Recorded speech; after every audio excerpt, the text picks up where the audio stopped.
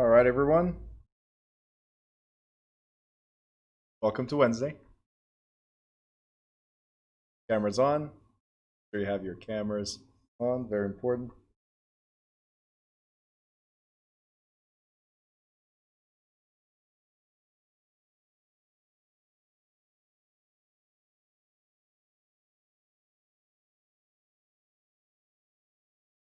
We're missing a few people. Went to vote, I guess.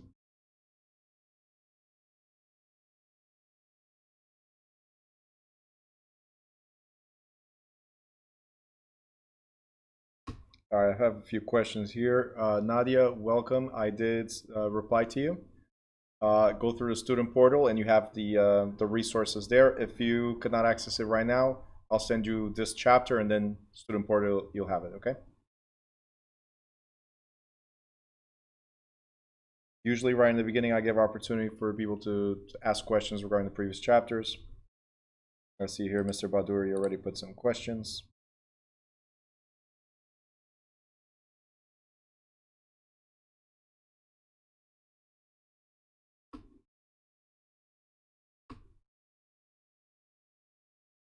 Questions right there. Meanwhile, we just send the book to Nadia real quick.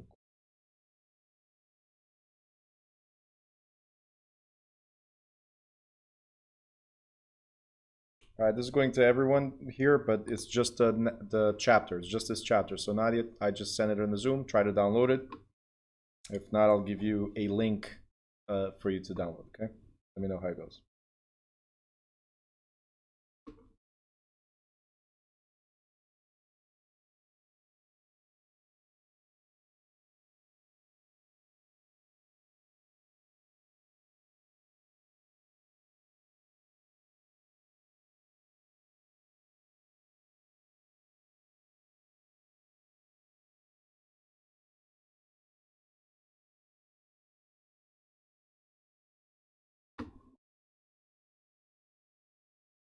All right.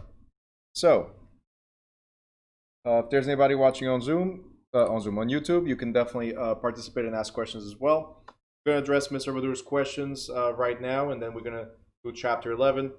It is only 12 pages, this chapter, but because there's so much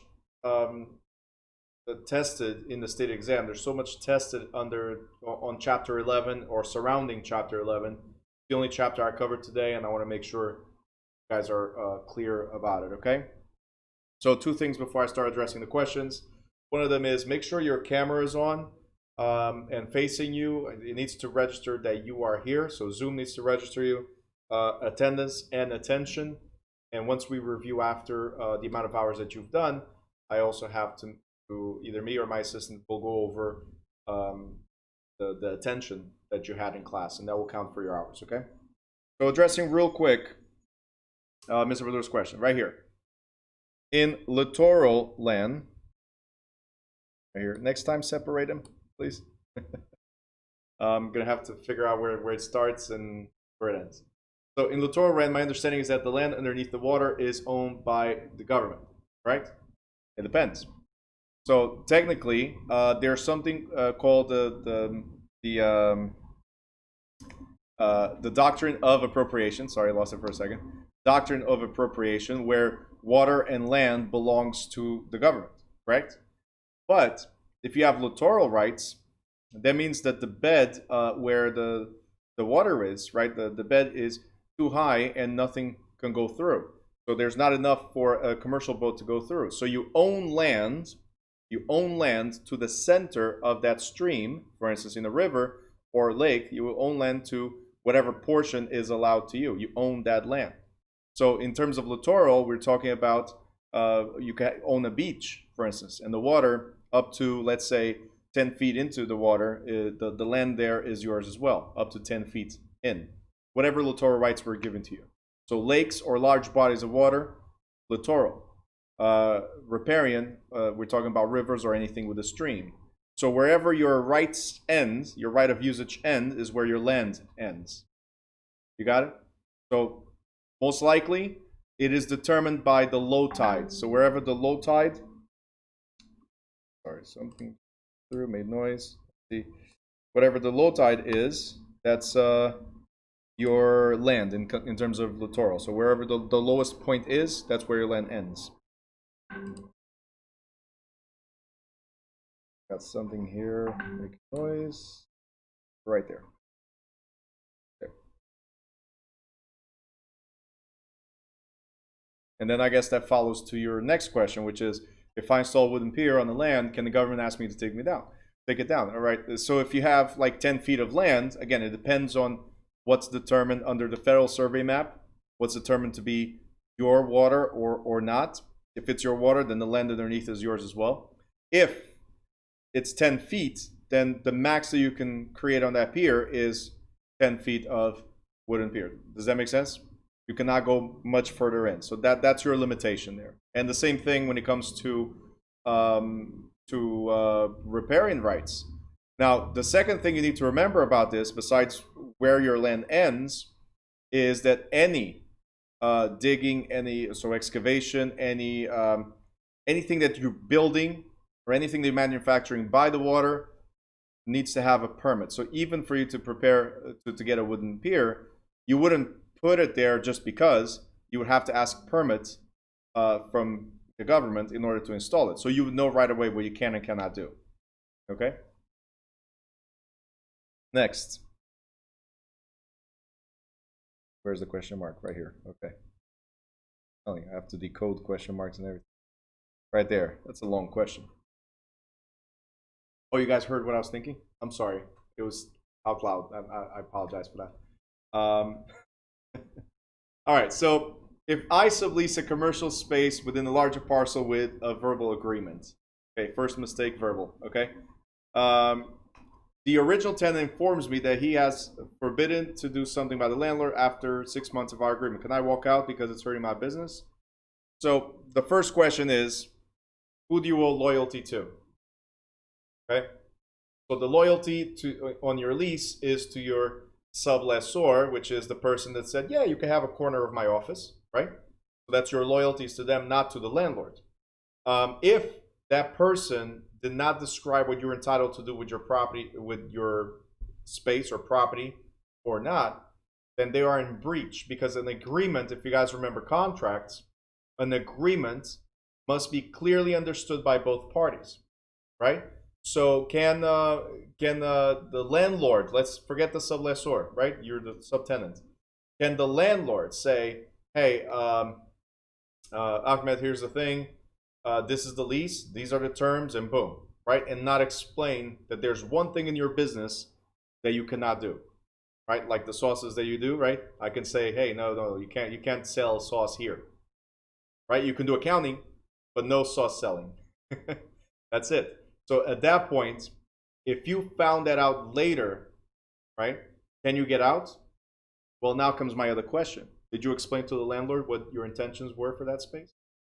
So there has to be a clear understanding on both ends. If I come to, let's say we're here in this office where we're at right now on 18 Oliver Street, right? When we came here, we clearly told them that, hey, we have a school, we have a real estate office, we have the insurance, we have mortgage people, we got title people. So this is all one big lease, and we're subleasing to each entity. So for instance, the school, it's subleasing from the bigger entity, which is New Direction Group. Does that make sense? So we were clear up front, and that's all written into the lease, that we are entitled to sublease to certain entities as long as it's business related.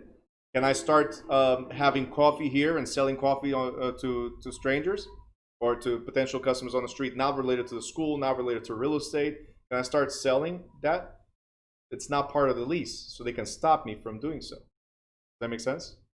So it has to be clear understanding between both. That's what makes an agreement free voluntary act, because both parties understand, right? We're both of sound mind, as we covered, over 18.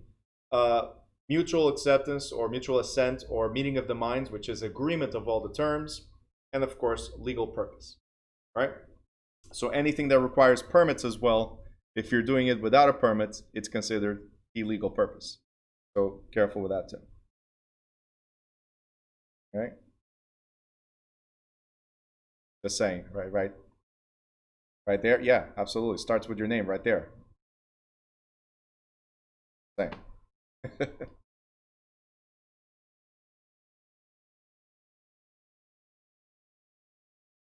Let's see. All right, cool. So Nadia, quick question. Were you in the student portal already? No? Okay. So this is the student portal, just so you see real quick. Once you signed up, it should have given you access to your whatever you purchase. So whatever course you purchase or whatever level you purchase, it gives you access to this student portal. In the student portal, you always have the link to start the live class, and you have the link to watch on YouTube if you're repeating, or you can always repeat the chapters in Zoom. So you can come to Zoom as many times as you want. And then you have the course resources. So guys, I'm just going over this real quick. We have the course resources. This is where the Facebook group, WhatsApp group, where I do all the announcements, book, Quizlets. So all the resources are right here. And right here is all the chapters. So once you click on the chapter, so today we're doing chapter 11. Once you click on the chapters, you have part 1, part 2, class replay. This is from obviously a previous class. Part 1, part 2, the chapter pages and review quizzes for this particular chapter. All right? So make sure you take advantage of it. Okay?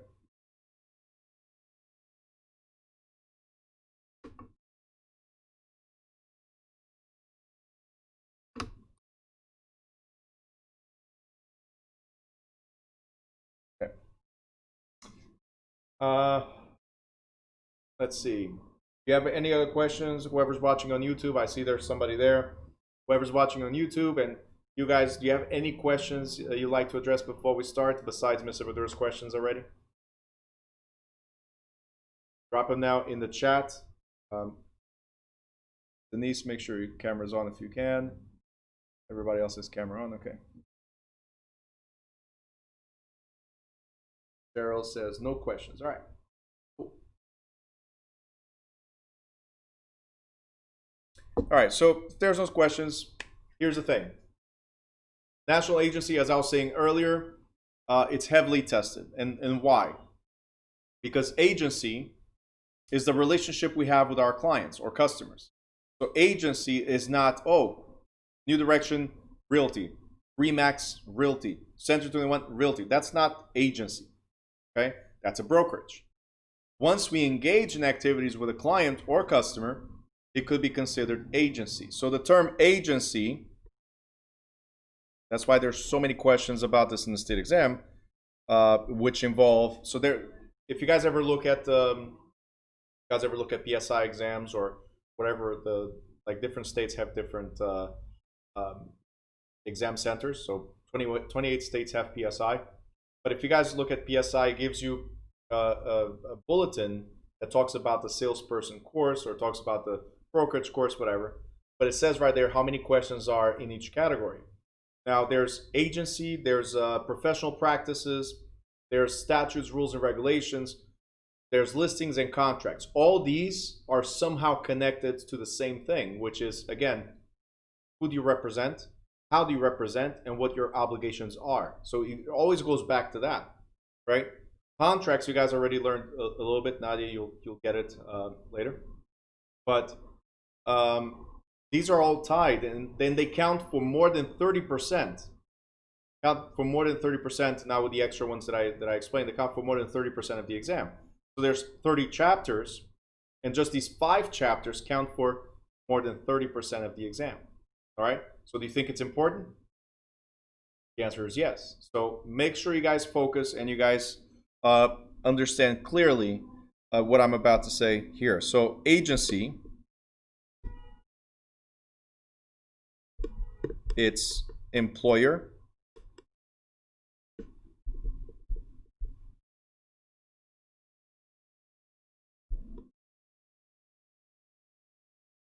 employee relationship. And I apologize right up front to Nadia because it's the first time she sees my handwriting. Yeah, it sucks. But I always do the subtitles and voiceovers. I do it all at the same time. So it's employer, employee relationship. So when somebody employs you, when somebody hires you, all right, cool. when somebody hires you, they become your employer. So if the seller hires you, the seller's your employer. If the buyer hires you, then the buyer's your employer. You become an employee because you're being contracted for that service, right? You're an employee of the seller or the buyer. If neither one of them hire you, then they're your customers. I'll explain all this better as we go. But I'm going to go as slow as possible. Today we will leave early, but I do break it down into 2 sections. I'll go as slow as possible. So ask as many questions as you can. Again, so important, okay? So agency, employer-employee relationship. Now we're going to understand the basic roles, and it's very simple. We're going to talk about seller's agent, buyer's agent, dual agent, that means you represent both, and no agency, which is transaction broker, where you don't represent either one of them. These are the basic roles or types of agencies we have. So,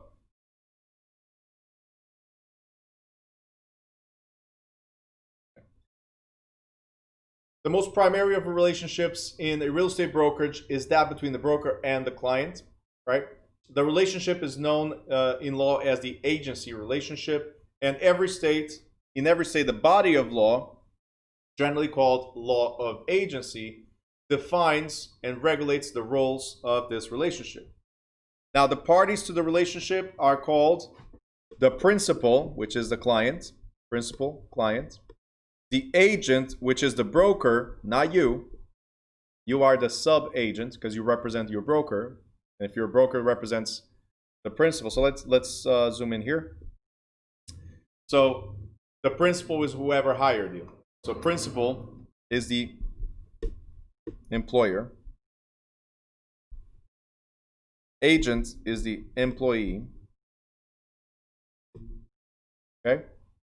So when the seller hires you, like I said, they become your client, therefore your principal. Principal means, and we're going to go over this a little bit more in detail, but principal means that you owe them specific duties. They're first, you're second, everybody else is third, right? So if you represent the seller is right here, then it's you, and here come the buyers. The buyers are like bottom, right? You don't owe them any duties, you have to uphold your client's duty, right? If you represent the buyer, then the buyer's right here, then it's you, and then the sellers, every house that you show to the buyer underneath. So the pecking order is always principal, you, everybody else. All right, let's put it like that. So employer, principal or client, agent, which is the broker, is the employee, and we have the customer. The customer is a third party. It continues on the other side, but customer is a third party, not represented. Okay, so customer is a third party not represented. So we have principal and we have agent. That means you represent the principal. Okay, and then we have a third party. So these two right here, and then a third party called customer, which you do not represent. Okay, again, we're going to repeat this a million times, so get ready. Now, the laws of agency are distinct from the laws of contract, which we went over on Monday. And although the two groups of laws interact with each other, for example, listing agreement is a contract, right? Because when you list something, you're agreeing to do something for someone, right? So there's some type of contract, right? It establishes an agency relationship as well. So it does both, right? You represent them and the actions we're going to take. Thus, the relationship is subject to contract law as well. However, agency law dictates how the relationship will achieve its purposes, regardless of what the listing contract states. The essence of agency relationship is trust, confidence, and mutual good faith. Okay, this is the essence. The clients will trust you to do the right thing for them. They'll confide in you. They'll tell you the reasons why they're selling. They'll tell you the reasons why they're buying. They'll tell you how much money they have, how much money they need. They will give you all this information, and you have to keep quiet about it. Okay? Confident. and then a mutual good faith. Like both are going to entrust in each other that will act in good faith. So you assume that everything the seller's telling you is being done in good faith. They're not hiding anything, as we're going to go over later. And vice versa. They will assume that in good faith, you will not take advantage of their trust or confidence. Simple. So the principal trusts the agent to exercise the utmost skill and care in fulfilling the authorized activity and to promote the principal's best interest. The agent undertakes to strive in good faith to achieve the desired objective and to fulfill the fiduciary duties. So, Ahmed, I see your question. I'll address it later on because we will get to dual agency, okay? So right now we're still explaining the foundation, the basics, but I will get to that one, and that's a good question, all right? It is important to understand that agency relationship does not require compensation or any form of compensation. This being said, remember I said that the principal is whoever hires you, right? That's what I said, the principal, the client. But it's not the one that pays you. It could be, but not necessarily. That's what we're saying here. So we'll repeat this again later on and highlight it, but just because I'm paying doesn't mean I'm the one that hired you. And let me explain better as the seller usually is the one that pays. The seller agreed to pay for the listing and for the buying. So whoever brings has a seller and whoever brings a buyer gets paid from the seller. But guys, if you represent the buyer, do we have a relationship? Probably not, unless it's dual agency like Mr. Badr was asking, right? But you have the seller that says, hey, I agreed to pay 6% commission, 3% for you and 3% to whoever brings the buyer. Does that mean that the buyer's agent technically owes duties to the seller? No. The payment has nothing to do with agency. It's simply they agreed to be the ones compensating. That's all it was. It's the same thing as you're going to a restaurant. I use restaurants a lot as an example. It's the same thing as going to the restaurant and let's say I'm waiting on your table and I figure out, oh, you're the one paying, huh? Not the other three people. You're the one paying. Am I going to treat you better than the other people because you're paying? No. Everybody's a customer. I'm going to treat everybody fairly and honestly, not because I'm getting paid by one person. Does that make sense? We have to separate these things. You have to clearly separate these things. So, agency relationship does not require compensation, nor does compensation define agency relationship. Right here, in an agency relationship, a principal hires an agent as fiduciary. You're going to learn this word, fiduciary, to perform a desired service on the principal's behalf. As a fiduciary, again, the agent has the legal obligation to fulfill specific fiduciary duties, which we'll talk about in a second, throughout the term of the relationship. But 3 times in one sentence, this word, crazy word, might be important. All right? Again, fiduciary means you're committed to that principle, committed to the principle, or obligations in this case.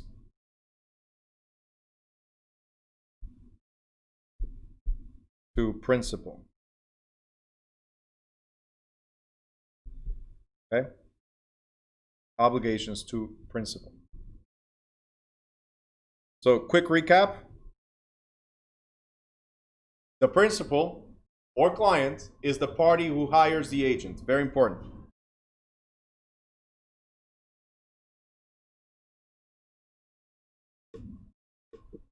Okay? Principal or client is the party who hires.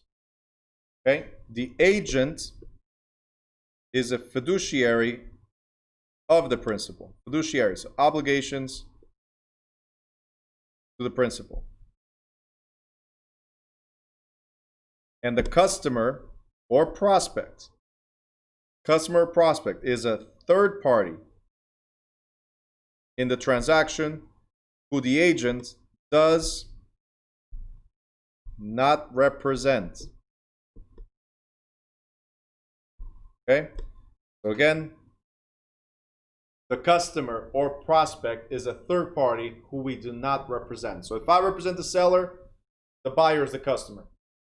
If I represent the buyer, the seller is the customer. You got it? If I represent both, both are the clients. If I don't represent either, both are the customer. All right? So, again, I cannot express how many times I'm going to say that I'm going to repeat this, but I need you guys to understand. If you have questions, tell me, Bruno, stop, explain all over again. All right? Very important. If I represent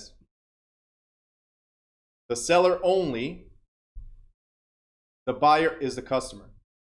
If I represent the buyer only, then the seller is the customer. So again, the client or principal is the one I represent. Okay? If you, let's say Lula, you are the you represent the buyer, I represent the seller. You know what? The buyer for you is the principal. The seller for me is the principal, so the client. But the opposite, it's customers. So the seller to you is a customer, the buyer to me is a customer. You guys clear? Thumbs up. Give me thumbs up if you got it. Okay, good. Diana, you're good? Okay, all right, cool. So very important. Do you understand this? Now, there's different types of agency. And some of these do not apply to real estate as a salesperson, right? And some of these are usually specific to salespeople. But don't forget, we're talking about law of agency in general. So there's universal agency, there's general agency, and special agency. And we're going to start with universal. Universal agency. Ready? I want you to write where it says universal.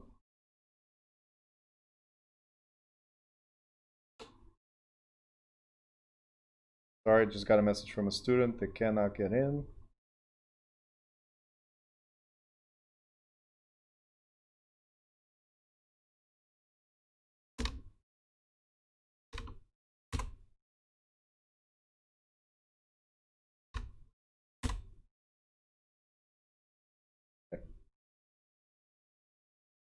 So, what was I? So, next to universal agent,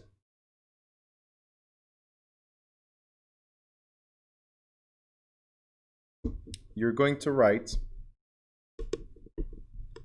full powers. Full powers. Next to universal agency. Full powers. Now, why full powers? Because as a universal agency, I can perform, whoever the agent is. Remember, agency means employer-employee, so not necessarily real estate, okay? But as a universal agent, I can perform any and all actions that may be legally delegated. Right here, any and all actions that may be legally delegated, okay? Now, that means I have full powers. Let's say, Diana, you hire me to represent you as a universal agent. Now, where do we find these? First of all, we find this with living trusts. We find these parents are universal agents of their children.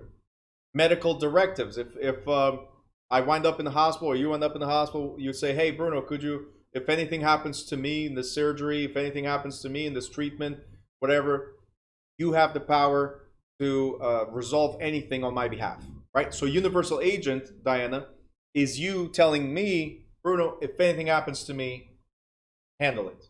As long as it's, you have to understand one thing, as long as it's in your client's best interest, we can do any or take any and all actions, as long as it's in your client's best interest. So let's say, you know, knock on wood, and Diana, I'm sorry, I do this all the time in my classes. I always knock somebody out somehow. So I'm going to put you in a coma for a second. So let's say you are in the coma, right? Am I going to go to you and say, hey, Diana, blink twice if I can sell your house in order to keep paying for the medical bills for you to stay alive? Like, do you guys think I need to have her permission to do so? If I have universal power, no, I don't need permission. I need to take action as long as it's in her best interest. Can I say, hey, Diana, you're in the coma, great. Let me sell your house and I'll go on vacation to Bora Bora. No, because then it's my best interest. It's not yours. You understand? So remember, agency, Nadia just laughs. So remember, agency, there's a principal, which is the client to whom you owe specific duties, right? Then there's you, and then customers. So again, in this scenario, universal is not for real estate, but it could involve real estate. Meaning, I'm a random person, right? Imagine I'm not a realtor. I'm a random person that like we're friends. And that's, you gave me that power to do something on your behalf. I don't necessarily need to be a real estate salesperson. You gave me that power. So now I can sell any and all assets. I can go to the bank and pay your bills, write the checks, do whatever on your behalf because I have universal, like full powers over your affairs. Does that make sense, guys, so far? Great. All right. Richie, I see you just joined. Richie. Was Jackie able, did you send her the link or no? Did you send to Jackie? Okay, good, because I don't see her. Okay. All right, next. We have general agency. General agency. Now, general agency, we have, instead of full powers, we have some powers.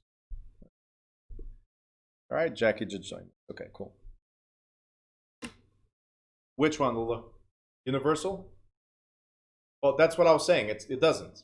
It could involve real estate. So universal, remember, we're talking about agency, just like contract law. We didn't talk about specific real estate law, right?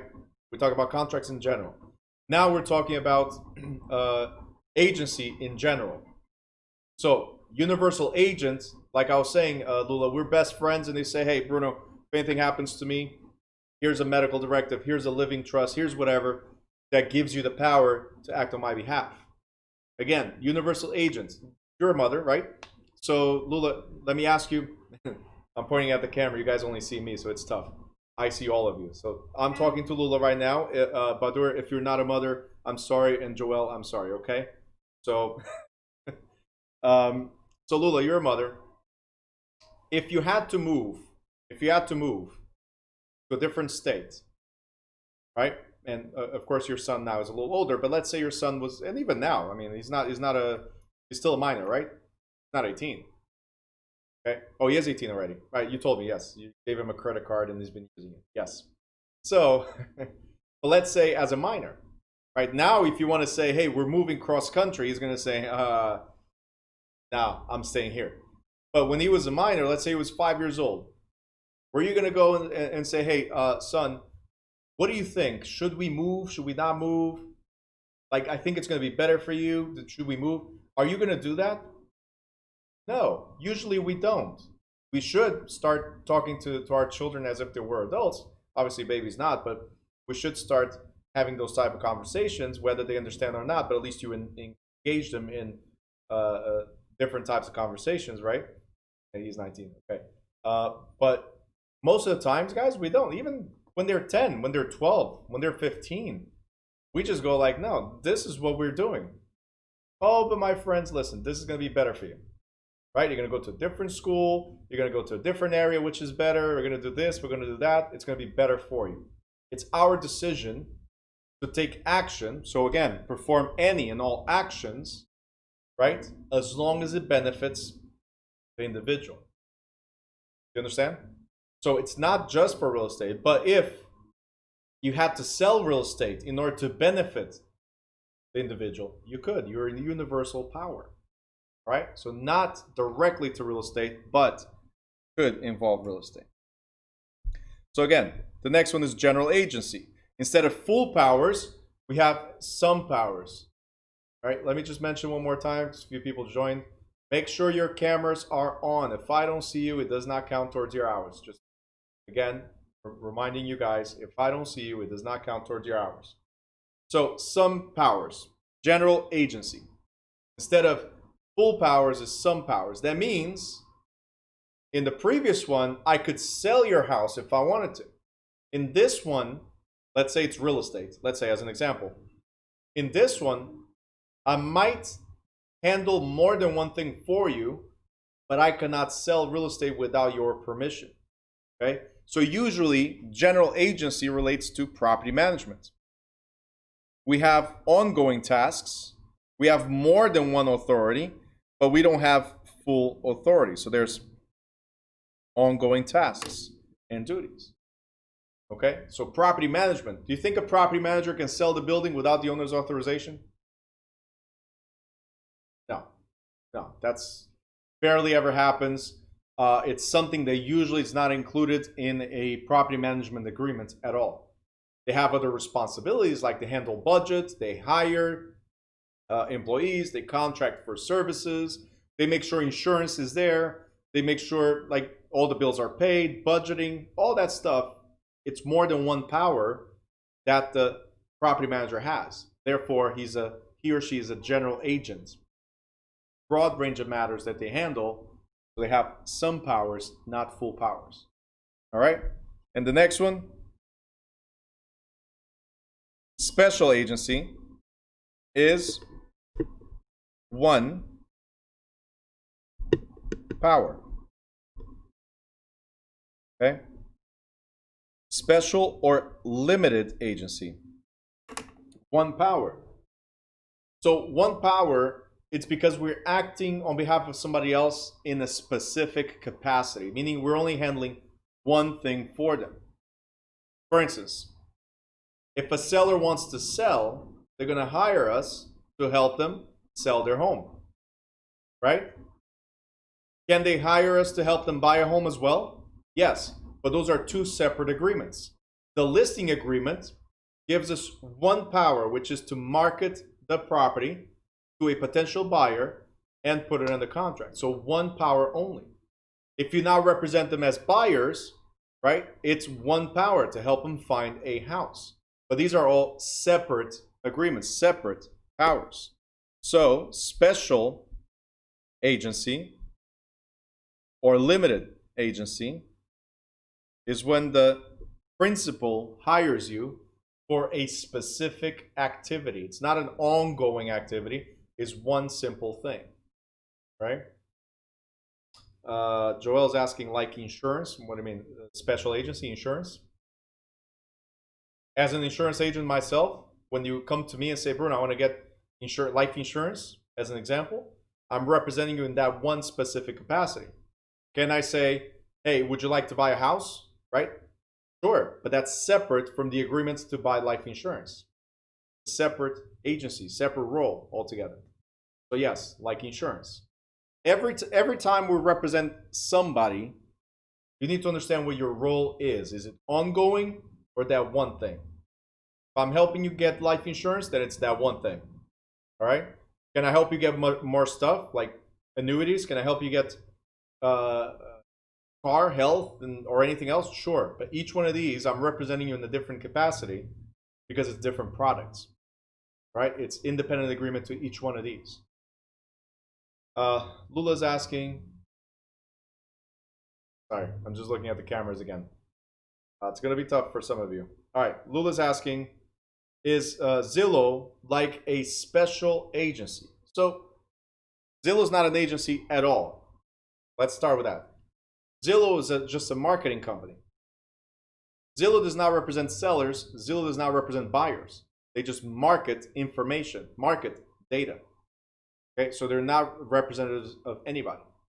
Now, what Zillow did is they open up a company called Open Door, and they're going to be a real estate brokerage as well. So Open Door is the brokerage that could act as an agency if they're hired by the seller or hired by the buyer. You understand?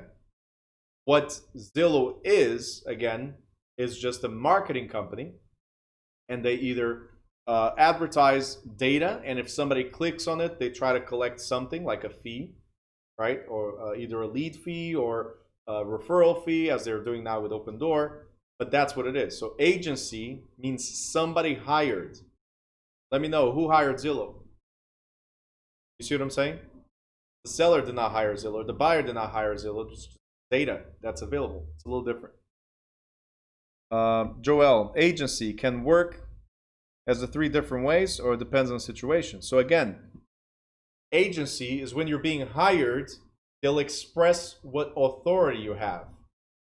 So if you act in a specific capacity, they will give you one authority, which is to list or to help them buy. So that will be a special agency. If they tell you, hey, Joel, can you help me manage the rentals? Can you help me manage the repairs, services, whatever, budgeting? Then you're a general agent. If they say, hey, Joel, look, I can't do this. I like the returns, like the money that comes from it, but I can't do any. So I'm going to give you full powers to represent me. If you need to sell, you need to sell. If you need to repair, you need to repair. Whatever you need to do, Joel, do it. And that's universal powers. So between you and the client, it's determined what type of powers you're going to have, and that determines what type of agency. If you have full powers, you become a universal agent. If you have some powers, then you're a general agent. If you have one power, which is a specific activity, then you're a special agent or a limited agent. Okay? So, again, for real estate, as salespeople, as licensed salespeople or brokers, usually we either under general agency if we're property managers, or if we're acting for a seller or a buyer, we're special agents. This right here, universal agent, does not apply to us. Okay? Usually does not apply at all. All right, guys? But we need to know the difference between agencies and figure out powers.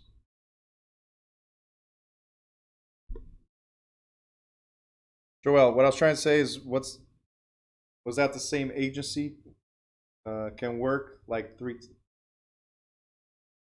Again, you're confusing the word agency. Agency is employer-employee relationship. It's a term. Okay? A brokerage is the company. What a lot of people do, or a lot of companies do, is they put agency in front of it because I'm going to represent somebody somehow, right? So they're saying if you hire us, we become your agents. But we are a brokerage. We broker deals. If somebody hires us, we become agents. If they don't hire us, we're just brokers. We're brokering a deal. That's all it is. All right? So you're confusing. That's why I started off, the first thing I started off with, and I appreciate you asking all these questions, but the first word I started off with was understanding what the word meant. Okay? Because agency, or laws of agency, we're talking about relationship, professional relationship. Somebody hires you, what is expected of you? And that's what the word agency means. Everything else, we're a real estate brokerage. Got it? So a lot of people, listen, even after you get your license, I'll tell you right now, after you get your license, you're always going to think agency or act agency as being Remax, Century 21, or whatever. People do this all the time. Agents do this all the time, right? But every 2 years, we're going to remind you through ethics and with the CE credits, through ethics or any other core trainings, we're going to remind you of agency, which is how you represent. That's what it is. Agency is how you represent your employer, which is the seller or the buyer. Okay? So that's why you got a little confused there. I see your question is, can we work with the three types of agencies? No, when you represent one person for one capacity only. Like, can I, let's imagine this. Let's say, Joel, you have 10 properties. Can I help you sell 10 properties? Sure, I'll be glad to, right? But each property is independent. So it's property 1, 2, and 3, and 4 and 5 all the way to 10.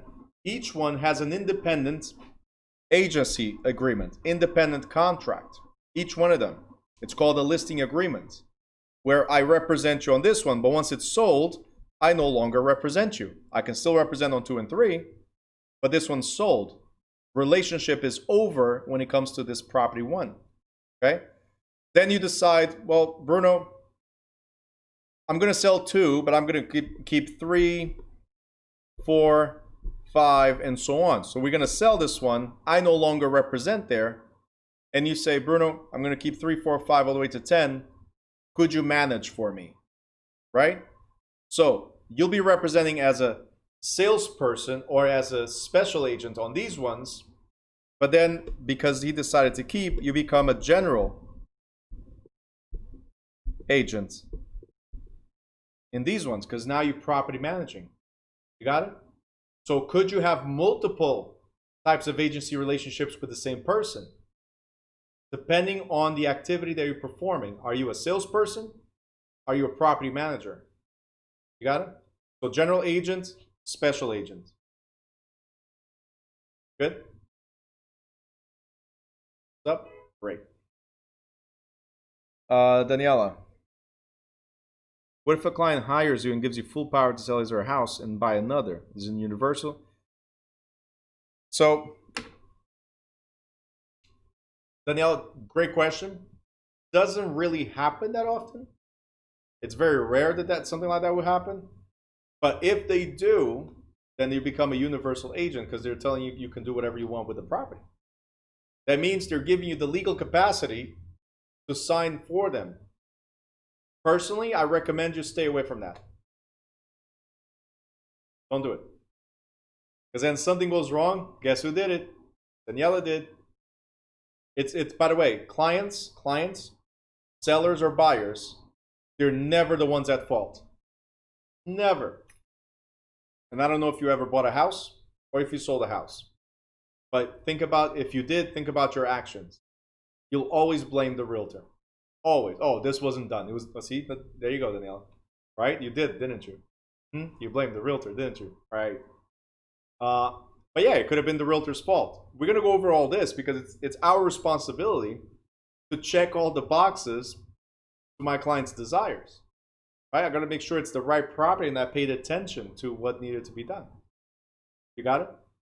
So yeah, if it does happen that you give full powers to sign for you as well, then it's universal agent. So full powers. All right, where were we? Types of agency, done.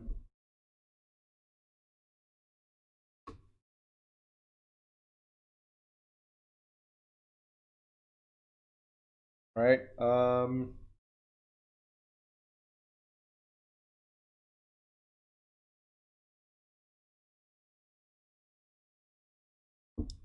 right, make sure, guys, again, one more time, if it's your first time, keep the cameras on so the hours count towards the course, okay? If you have any questions, always drop them as some of you are doing. That's great.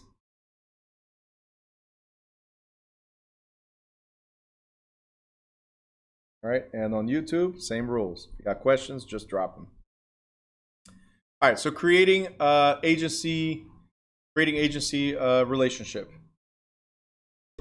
Obviously, it could be written or oral agreement. Can I come to you and say, hey, let's see, Denise, could you please help me find the house?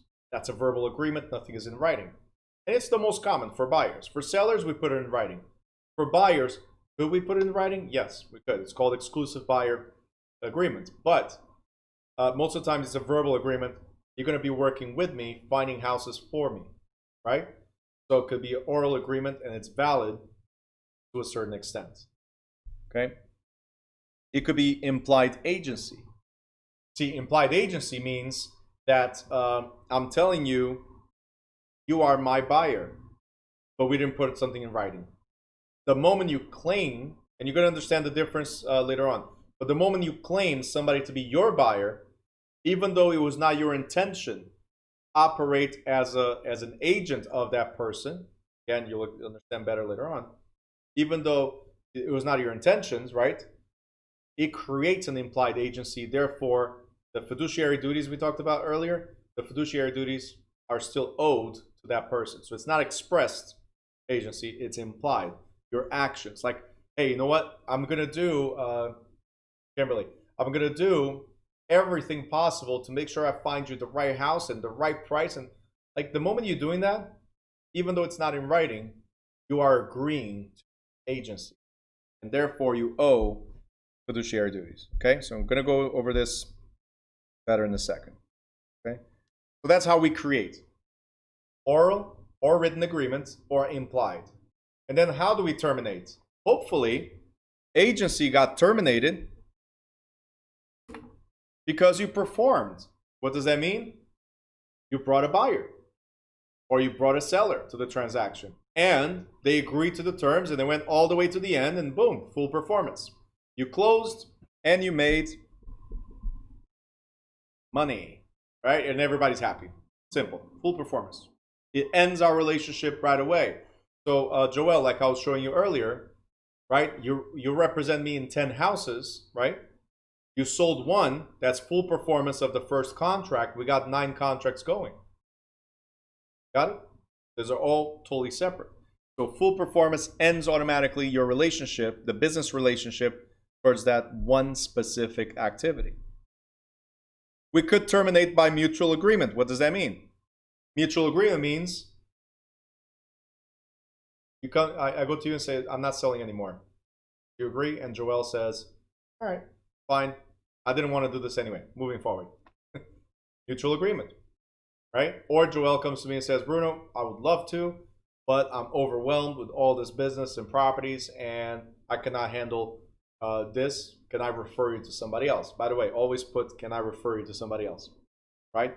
Because now instead of handling the transaction, you're not handling, but you can still get paid for the transaction, right? You can get paid a percentage. It's called referral. So you're going to refer to somebody within your office primarily.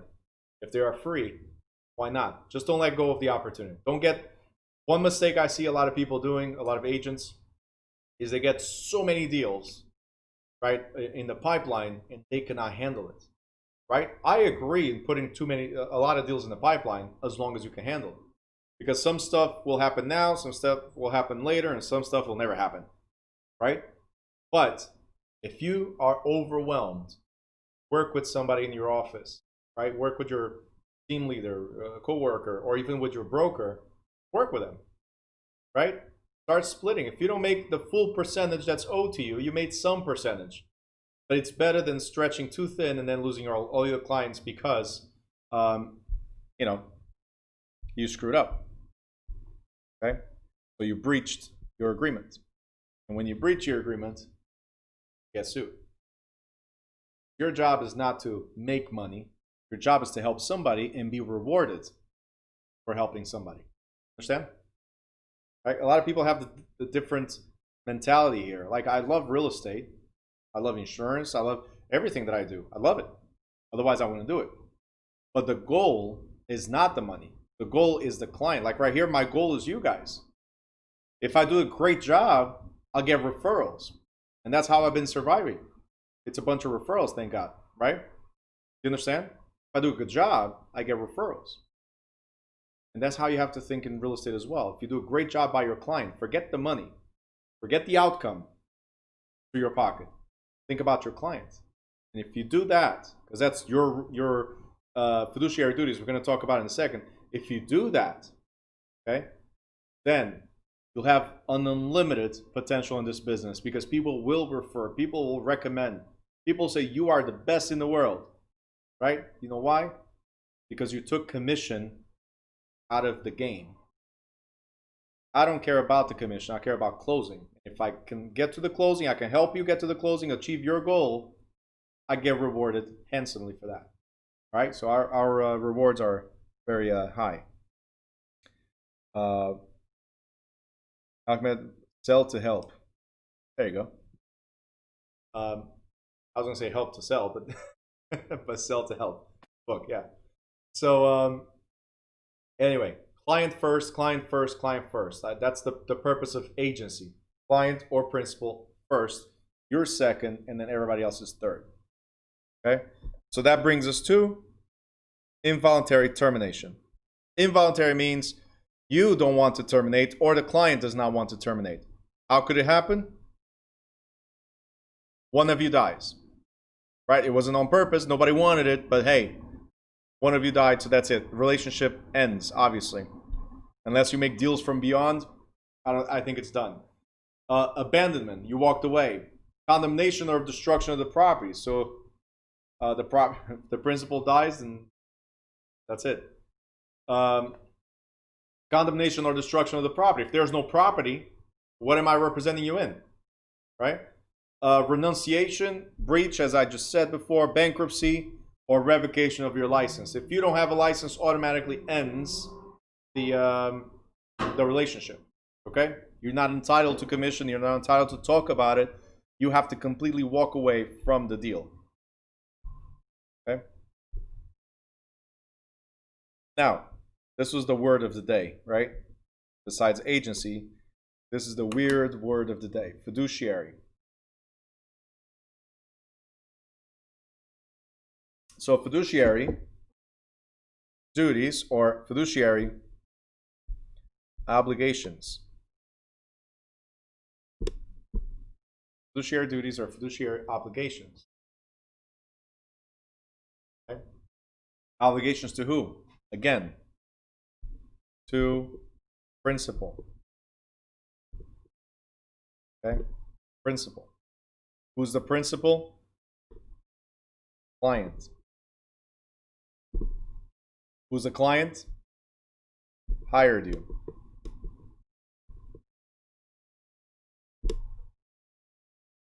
So, fiduciary duties or our obligations to the principal, which is your client, is whoever hired you.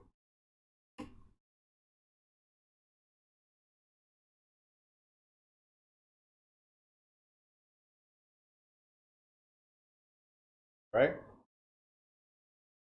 Okay, so let's talk about fiduciary duties. We have duties to the client, and we're going to briefly talk about duties to the customer. Even though they did not hire you, there are some things we still must do to the customer. Customer and client, two different things, as you guys know. Client is the principal or who hired you. Customer is a third party who did not hire you. You do not represent. Okay? So again, client, you represent. You guys notice that I keep on repeating the same thing over and over? You do not represent.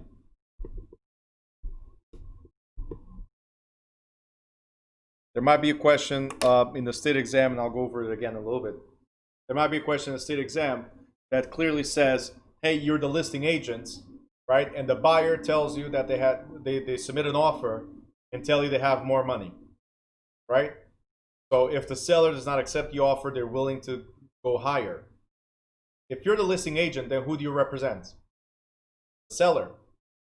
So we do not represent the customer, which is the buyer, but as we're going to go over in a little bit, but we have to still explain to the buyer, hey buyer, and this is the answer for the school or state exam. Buyer, I represent the seller. Anything you tell me, this is like the Miranda rights. Anything you tell me can and will be used against you in this transaction. So careful with what you tell me. So if you tell me you have more money, I'm obligated to tell that to my client, the seller. So technically this offer, be ready. It might be countered because you offered me information. Now, if you'd like me to represent you, then I'll have the duty to keep this confidential. That's your hook right there to be able to represent them. You're laughing, but that's what it is. I'll keep it confidential because now I represent both. And as long as both agree, we're going to talk about that as well, as long as both agree to the representation of the opposite side, then it's cool. I'll keep your side confidential. I'll keep the seller side confidential, right? And in this way, all we have to be concerned about is the price. Now, I'm no longer pulling for the seller side. I'm not pulling for the buyer side in terms of price. You guys have to come up to an agreement. Does this make sense? So unless I represent you, I will pass along that information, okay? Ahmed, all the time. I'm always giving hints all the time for the exam and for real life as a salesperson. All right, let's see over here. We got some message from Cheryl on YouTube. Okay. I was sold my previous home. I had a cash offer of approximately 10% above the asking before I found a new home. My realtor would not consider this sale complete until I found another house and if financing approved, even though I said I would accept it without finding a house and rent until I found something. Finally told him I would not work with him because something sounded fishy and his broker took over. Was I right or was he right? Okay, let me read this again, Cheryl, if you don't mind. So I sold my previous home, had a cash offer for approximately 10% above asking. So you're the seller. Somebody brought an offer with 10% above what you asked for. Perfect. And you did not have a new home yet, so you did not have a place to move to yet.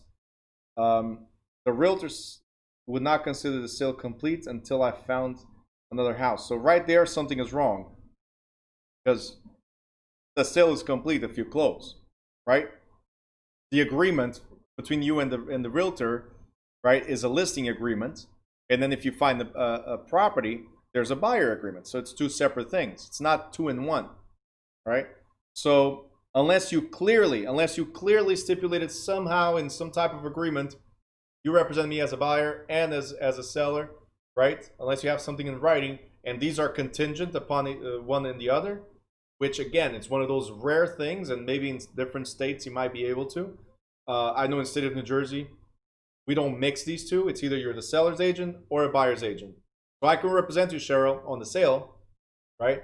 And I can represent you on the purchase. Absolutely. And somebody that doesn't do that is like crazy, right? Right now I'm trying to get a listing. The buyer called me, I'm sorry, the seller called me 6 months later. Says, hey, Bruno, I know I didn't call you, the pandemic, whatever, but I still want to sell my house. I'm like, woo, yeah, perfect. 6 months later, still coming back to me. Love it, right? And I still want to buy another house. So again, what I spoke to him at the time worked perfectly, because I said, hey, we sell your house, you're going to need to move somewhere. You're going to move within the area, still in the state, or you're moving out of state. What's happening? Can I help you with that? Right? So I'm getting the two in one. But these, again, are separate agreements. Separate agreements. One will not conclude because of the other. Cheryl? No, that's not normal. A sale is a sale. And if you, the seller, tells me, look, I'm not ready to buy, I'm going to rent for a couple of months, right, as you're looking for the right property, then I, the realtor representing you, have the obligation to honor your request. Forcing you into something is illegal, yes. That's what I would say. Okay? So, anyway, the closing is of the sale is the closing of the sale. The closing of the purchase is the closing of the purchase. Two separate things. Now, another thing that might happen is, and I'm sorry if I'm maybe this is one of the scenarios, Cheryl, and I'm sorry guys if I'm going a little overboard, but I'm glad I get to bring both YouTube and you guys into the same platform, because this way I address everybody and potential questions, right? So let's say, for instance, Cheryl, you told me that you needed to sell your house in order to buy another, right? Then all our contracts with the buyer are going to be contingent upon you finding another house. Now that's a different story, right? If my listing agreement says, or we put it in the contract and says, seller needs to find, that's a contingency. We'll talk about it more when we get to real estate contracts, but it's a contingency. If you tell specifically in the contract that you have to find another house in order to let go of this one, and you don't find one, then can we close? No, because that contingency was there. Unless you abandon that contingency, the buyer cannot force you. The buyer cannot force you into the sale because the contingency or condition was already there. But again, in any event, Cheryl, you're the one that controls that, because you're the one that said, I'm selling my house if I find another one. Right? So there's a condition you control. The realtors, us, we can never, ever, ever make a determination, legal determination for you. You got it? So that part is definitely fishy, as you wrote. I hope I explained well to the different variables this particular question that Cheryl had. These are real life examples. But again, Cheryl, I hope you understood what I said. If you have any further questions, let me know. Joel, you wanted to finish sell and represent? Yeah. So what the realtor was saying, from my understanding from Cheryl, What the realtor was saying is, you haven't sold yet because you still have to buy, and I'm the one representing. Right? It was kind of like that. That's what I understood from the message. That was kind of that attitude, right? Not like that. No. Not like that. Okay? We cannot force you into anything.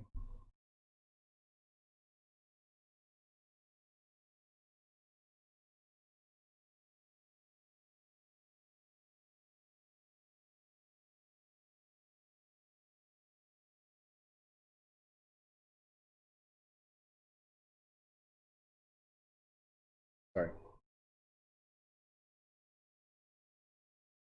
All right. You wanted to ensure you'll get both, but was going to cost me my buyer. So exactly what I said. He was trying to force the sale. So Cheryl just confirmed. He was trying to force the sale, but with that sale and purchase, it would cost the buyer. The buyer would potentially walk away.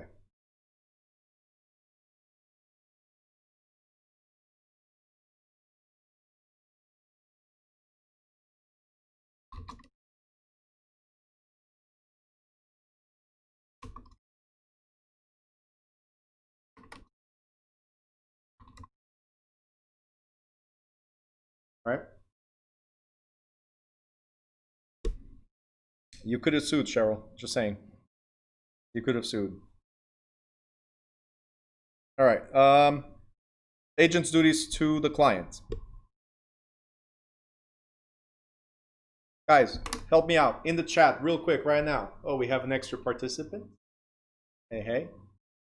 You're gonna join class. All right.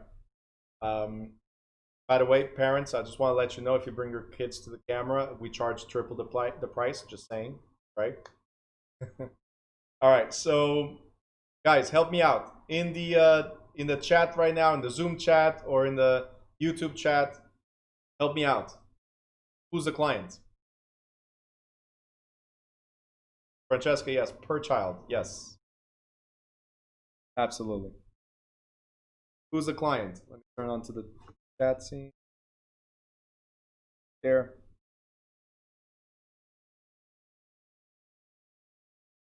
Oh, wow. You guys actually been paying attention. Thank you. Perfect. The principal. Okay. And what does that mean? Principal. What does that mean? Client. Let me know. Lawyer. Perfect. Hired you. Perfect. Awesome. Guys, you passed the state exam if you guys remember this. Right? Just so you guys know, where people fail the most is the 5 chapters I just told you. Okay? Mainly agency.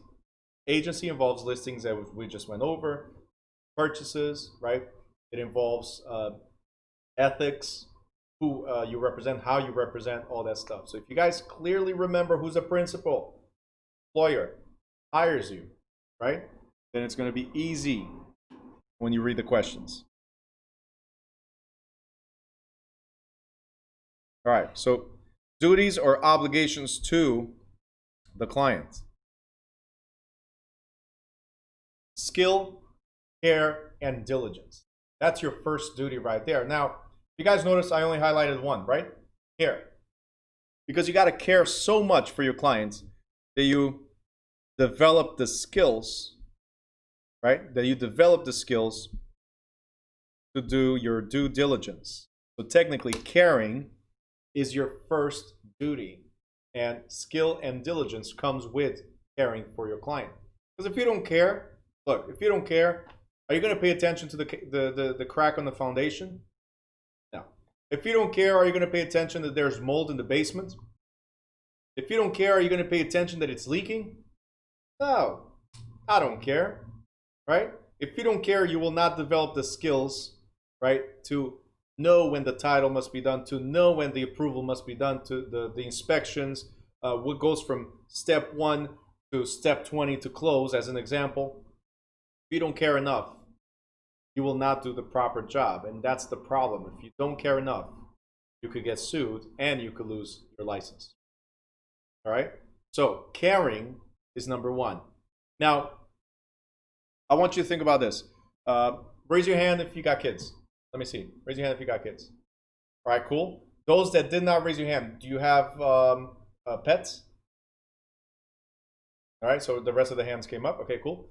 So you either have pets or you have kids. Not that I'm putting them in the same category, but Joel, come on, don't laugh like that. You know, I know you have a cage right behind you. That's where you put your kids so you can class. I understand. Cheryl says two. I got 2 dogs. There you go. The point is, if you have kids or if you have pets, this example, they are wards, meaning that you care for them. You're the one that they're not self-sufficient, right? That means you are the one that has to take care of them. Yes? Okay. Question. If your pets or your kids are sick, who do you take care of first? You or the kids? Oh, some people are smiling. Some people are smiling like, me, of course. Why would I take care of the kids? They're the ones sick, not me. Well, here's the thing. Let me disrupt you guys for a little bit. Wait. You guys saying kids. Have you ever been on an airplane? Raise your hand if you've been on an airplane. What is the first thing they tell you? First, you put on your mask, then the kids. If you're not healthy enough, how can you... No, there you go. Puppies are more than the kids, right? I charge more for puppies. But there you go. And it's funny because we always think about the kids first. That is true. But if you're not healthy enough, if you don't take care of yourself, who's going to take care of the kids? All right? So when we talk about skills and diligence, is doing the right thing, develop yourself, right? And enable yourself to actually be able to take care of whoever it is that you're taking care of. So in this case, you need to take care of yourself first in order to know how to take care or be able to take care of your clients or your kids or your pets. Because without you, they're lost. Remember that, right? The other question is, and it's going to be great for this. By the way, I'm about to get sued. Whoever's watching this, I'm about to get sued by Child Protection Services just by saying it's you first, then the kids. But you understand what I'm saying, right? Anyway, so what was I getting at? So if your client, understand, a lot of buyers are first-time buyers. They know they're buying something. And a lot of sellers, believe it or not, they're first-time sellers. They were once buyers, now they're sellers. So who needs to develop the skills to help them understand the process? You, right? Which brings me to the other question, which is, hold on, cops are coming. Child Protection Services after me. All right, anyway. I got 4 kids. They're surrounding my house right now. So let me ask you the other question. Would you let your kids or your pets cross the street by themselves? Would you? Like, let's say they're 2 years old. Would you?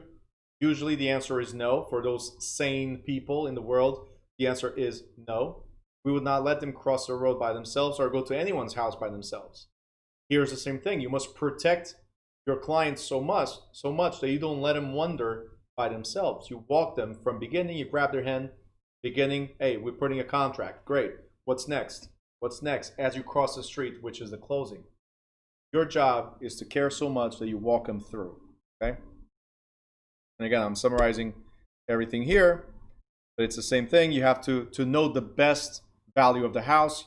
You need to be able to analyze the house to the best of your ability. Right? We're not the ones required to, like I have drop ceiling. I don't have to, representing the client here, I don't have to get on the ladder, lift the drop ceiling and look at it. What's up there? I don't have to. But I have to do visual inspections, check everything out and make sure, oh, okay, looks good. Right? Or, hey, I noticed this. We should look out for these things. You understand? That's our job. Right? So, again, all right, very good. So Badur, I love how you separate questions. Not to offer advice outside of his or her expertise. Who gauges that? We're gonna get to that in a second. Can you suggest design? We can make suggestions, just don't make statements. We're going to go over this as well. You can make suggestions, but don't make statements. Do you understand the difference? Okay. Suggestions is opinions, statements. You're making facts real. So careful. Unless you're a politician, do not make things sound like they're real at all. Do not make statements of something you do not know. Simple. Okay. How will that fall under unlicensed practice, and does it? Absolutely. Right? Actually, thank you for your question right there. Violations, like not caring, violations of this, such as law, engineering, or accounting, expose the agent to liability for being unlicensed and offering that type of opinion. Okay? Or making statements. Yeah, like this happens a lot, and I've seen it recently again. There's a listing that I just saw recently. Not going to say where, because then you guys are going to look for that listing. But a 3-family was listed for 1.5 million in an area where it's not worth not even 1 million. But in the listing, it says clearly it's a 3-family, and somebody decided to put +2 bonus apartments. Yeah. The moment you make it +2 bonus apartments, you're making an engineering, right, decision, for instance, of the structure of the house to be a 5-family, not a 3. Now you're bypassing the city code stating that that's a legal 5-family, because when you say 2 bonus apartments, then you're telling me that it's okay to live there, to reside. If that's the case, it would be a legal 5-family. Does that make sense? So don't make statements that will expose you to liability. This happened to me years ago as well in the property I was selling. The listing agent at the time, and I don't list my own properties, but the listing agent at the time made a mistake. And the property was 3-bedroom, 2-bath in each floor, and then there's 2 rooms and another bathroom in the basement. But that's just a lie. Oh yeah, it's a lie. But the what happened there is the first floor is connected to. The basement is connected to the first floor, so technically it's one unit by itself, not separate units. But those are still not bedrooms. It's 2 rooms. Had it at the time as that's where I lived. So I had it as a recreational room. That's where the kids would play. So everything was like, even the floor was for the kids. The toys were there, and we had an extra bedroom which is for visitors, and we have the summer kitchen to go to the backyard. So it's there, clearly connected with the first floor, which is where I was, right? But the agent took it as 2 bedrooms. Now the buyer comes in, a potential buyer shows up, very interested, because hey, 8 bedrooms for this price? Hell yeah, right? So they start asking questions. Oh, is this a legal 8-bedroom? I'm like, no, it's 6 bedrooms, and there's 2 rooms underneath. They don't even have locks or anything. They're not bedrooms. Rooms. I use it for this and that, and I explained, right? The buyer understood. The realtor that was representing the buyer understood. But 24 hours later, I get a call. Oh, my client went to City of Newark. I just said it was in Newark. My client went to the City of Newark and stated that it shows 6 bedrooms, not 8. So what's the deal? And I said to the realtor at the time, I said, Al, listen, I told you and your buyer 6 bedrooms, 3 in each unit, 2 baths in each unit, and the basement connected to the first floor has 2 rooms plus a summer kitchen. Right? So there's no bedrooms there. I stated that by their house. No, I know, but my client went to City Hall. I'm like, great. So now I can expect an inspection from City Hall because of something your client did when it was clearly explained and you allowed them to do this. You guys understand? So because of the listing mistake, it could have caused me so many more problems. Like this fake 5 family, which is really 3. It could cause so many problems to this seller. Plus, it's outrageous, $1.5 million for a 5 family. Outrageous, right? The 5 family, well, the 3 family. Anyway, let's see.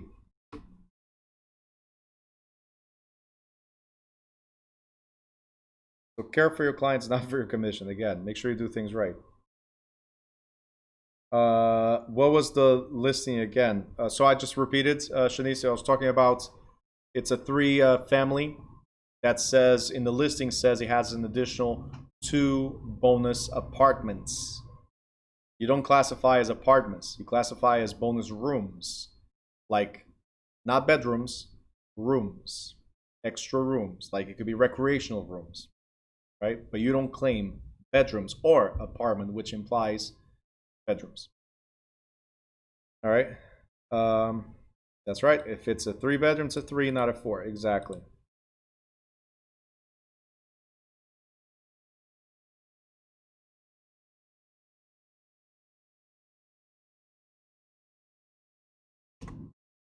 Next question.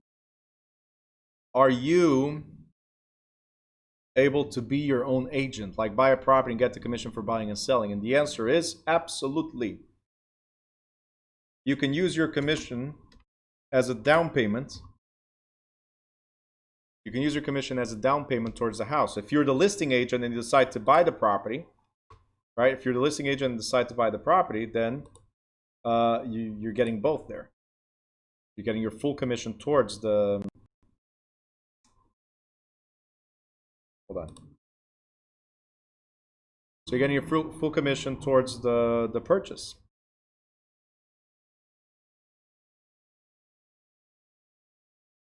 Next. To help sell faster, careful with this.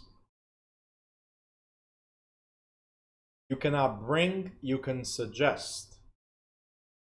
Know the difference.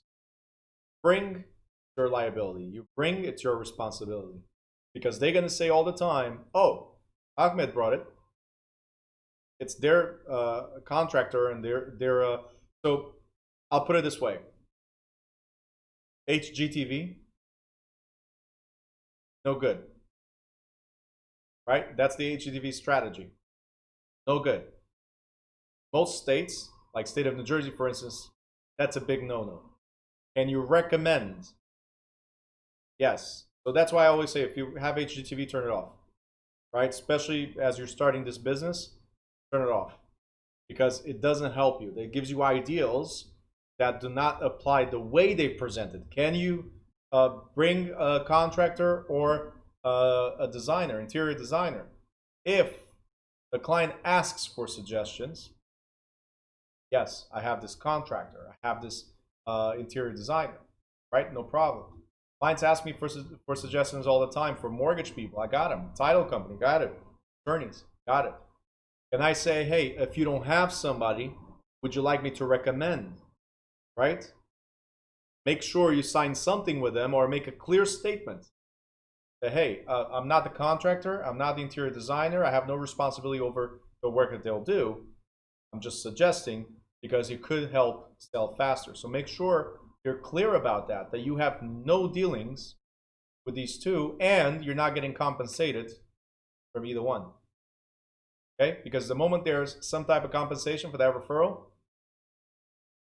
you are liable for it. Got it? So can you make the deal go faster so you make your commission by help them sell, make your commission? Great. You're doing this because you expect to make more money? Careful. The first thing I said is, I know that's not, I'm just putting it out there, but the first thing I said is, think about your client, not about the commission. Okay?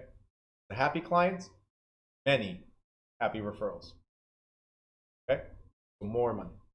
But I like your idea. It's just how you word it and then what you put on paper. Very important.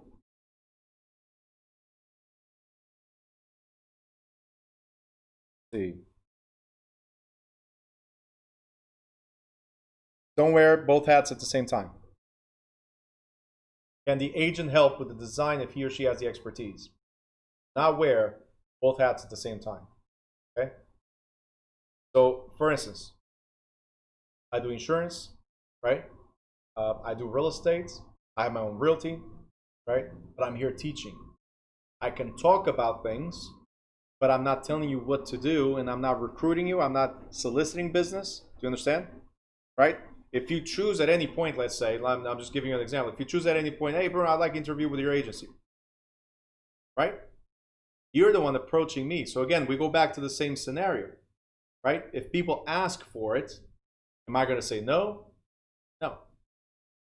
But during the class, I am not selling you on a particular product or service. I'm educating you. Do you understand? That's the key. Not wear both hats at the same time. I have multiple licenses for multiple things, but here I am as an instructor, not as a realtor, not as an insurance broker, not as anything else. We have multiple referrals. We have a bunch of businesses that over the years we've been building relationships with on the realty side, on credit side, on insurance side, on the school side as well, right? We're building relationships. I'm not shoving down your throat. That's what, again, this would be. Hey, I'm an interior design specialist. You should do this. Now you're putting yourself as a professional while being a realtor. People don't understand the difference. They see you as a realtor, that's your license. Things go wrong, you'll lose both businesses or get sued into both practices, right? Can you, after the closing, say, hey, congratulations on your closing. By the way, if you ever need an interior designer, here's my card. That's my other business. You see the difference? Right? Don't wear both hats at the same time.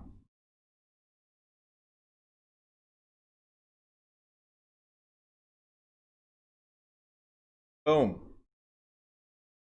Care, not money. Yep. All right, let's go rest. And these are great questions. I mean, you can have a mortgage license as well. Don't do mortgages and real estate for the same transaction, right? Can you do mortgages for other transactions in the office? Sure. Can you do real estate for your clients? Sure. Can you do mortgages for your clients and not do real estate? Sure. Just try to avoid, again, doing two things at the same time, right? One is difficult to manage. Two, you could lose both licenses if something goes wrong. All right, so there you go. Fiduciary duties.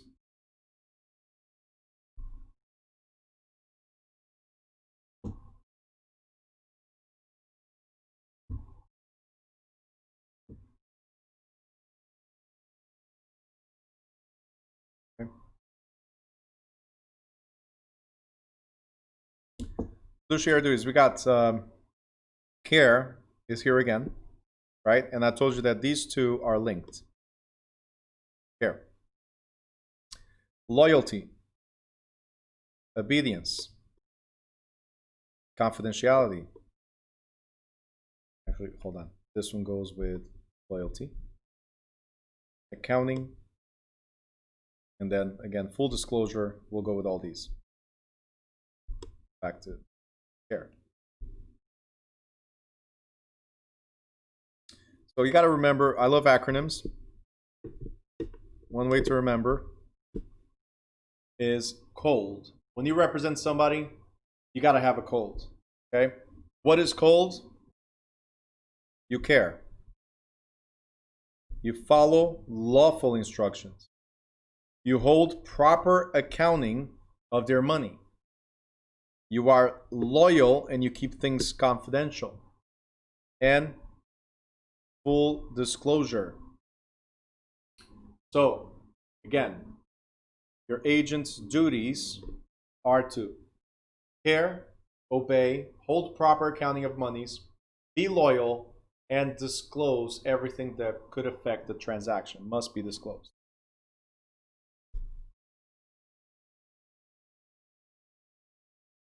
Okay. I'm going to give you a few more seconds for you guys to write this down. Care, obedience, accounting,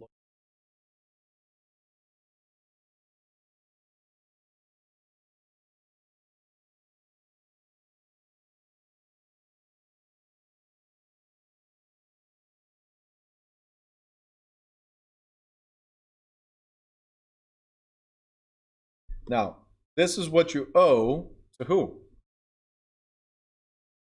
Client. Client. These are the duties owed to the client. Okay?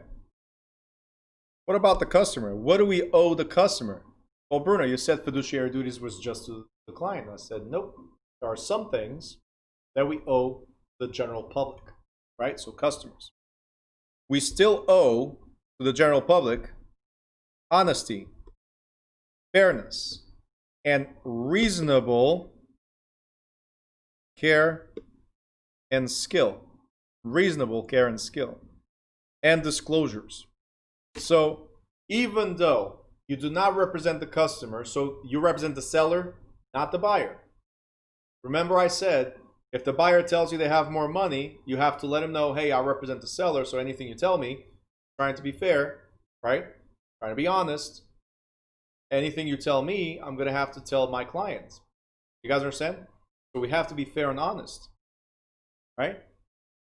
You have to have a certain degree of care and skills and disclose everything. So we already talked about loyalty, obedience as well, lawful instructions, keep everything confidential. Full proper accounting, that goes by state, so when we get to the state chapter, I'll talk about that better. And full disclosure. Let's go to this one. We're on the 5th page of this chapter. Full disclosure. If you have the physical book, if you're going through the physical book, we're on page 144. Full disclosure. So, full disclosure means we're expressing to the client anything and everything that we know about the property. Okay? So, I want you to write this. And this is another thing we're gonna repeat a million times.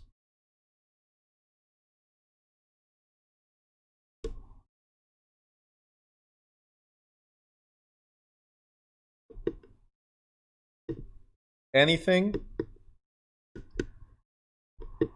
and everything. I know, a bit redundant, I know. Anything and everything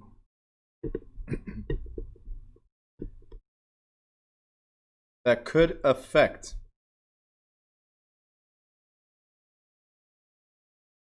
the proposed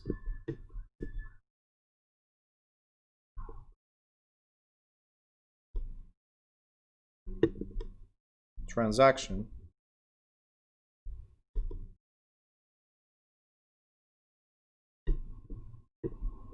must be disclosed.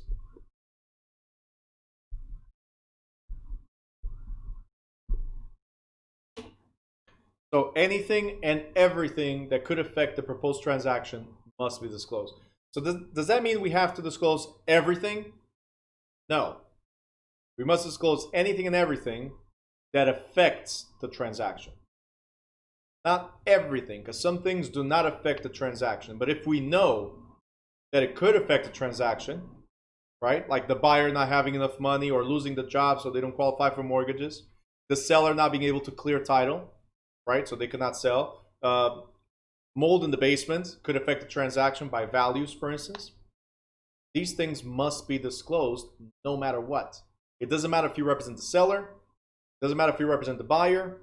All parties in the transaction must know whatever could affect the transaction. And we're going to go over this in more detail as well, okay? But got to remember, write this down. Anything and everything that could affect the proposed transaction must be disclosed. So if it's going to affect the transaction, it has to be disclosed.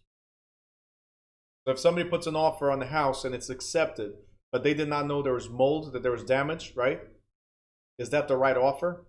Right? We talked about this on Monday. Is that the right offer? Is that the full value of the property? No. Property is worth less because there's damage. So the buyer should have known because it does affect the value. It does affect the transaction. So it must be disclosed. Can the seller tell you, hey, listen, I know there's mold. I'm going to paint it real quick. Don't tell anybody. Yeah, they can do that. But we're not required to obey We're only required to obey lawful instructions.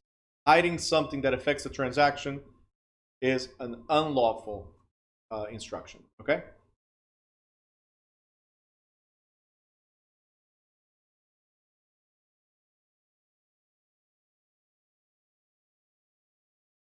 So in recent years, the disclosure standard has been raised to require an agent to disclose items that a practicing agent should know. So even if you don't know, there are some things you should, right? Again, skills, diligence, you need to develop those to know what you should know or not. Whether an agent actually has knowledge or not, and regardless of whether the disclosure further impedes the progress of the transaction. The most obvious example of a should have known disclosure is a property defect, such as an inoperative central air condition. True story. 4 years ago, somebody bought a house at a short sale. So the person was losing their home, and the buyer bought the house, right? At closing, just because of the central air, at closing, keys are given. Deed is, so there's the exchange, all that stuff, right? The cash for keys. Seller walks away, and the buyer, all happy, goes to the house. Middle of summer, by the way, this is like July or something, the end of July. And the buyer walks away, goes to the property, all happy, and opens the door. And the agent, by the way, us agents, what we try to do most of the times is be at the closing and then go to the house to take that celebrity picture, right? Delivering the keys. Another house closed. So the agent was there, right? Like the victory, you know? And the agent was there. And it's a little hot. So what do? Turn on the lights. House looks okay. Everything looks good in the promised condition as before the closing. A little hot, so they go and to the thermostat and turn it on. And 20 minutes later, still really hot, right? And I don't know if you guys remember, it was that summer that we were pretty much the whole summer above 100, right? It was a crazy, crazy hot summer, right? Not like the past 2 summers where it's like a breeze. It was a crazy hot summer. 20 minutes later, no.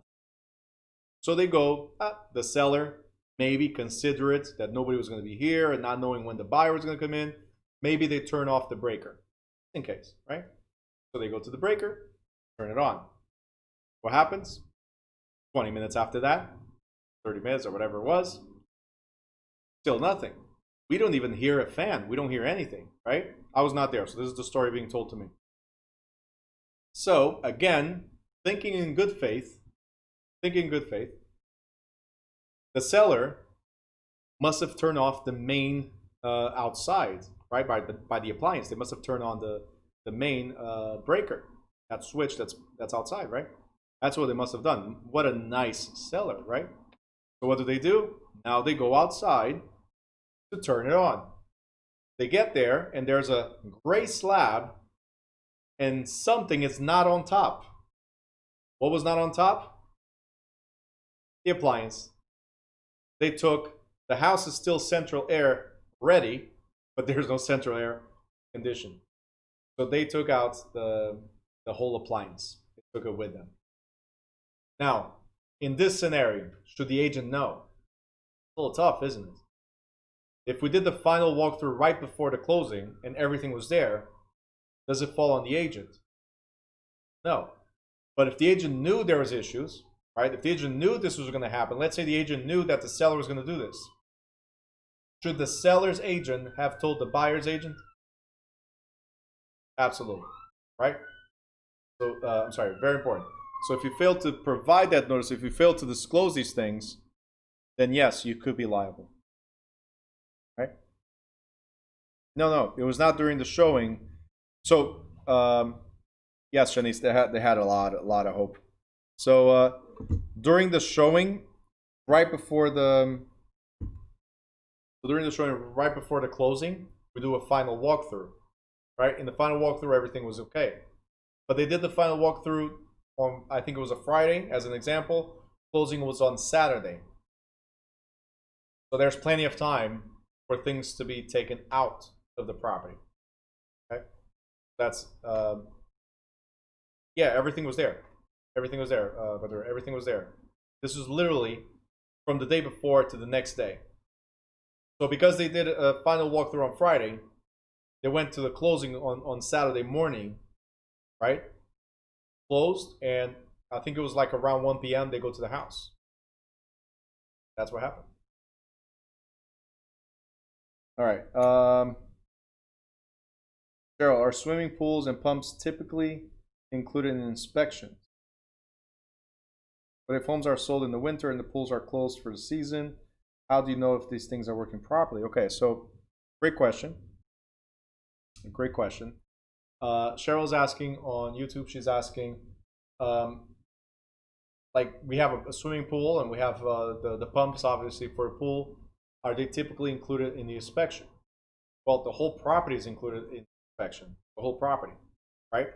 But we're going to talk about it also under disclosures, that the seller is also responsible. So let me just clear our responsibility, guys. The seller is also responsible to disclose any hidden or latent defects. So something that the agent has no way to know. So again, we go by the should have known or not. Like, it's not my responsibility to know if the pool is working or not, right? We're not going to be in the middle of winter turning on, just like inspectors, turning on the pool and figuring out if the water's flowing, if the pump is level, like pH and all that stuff. No, we're not doing that.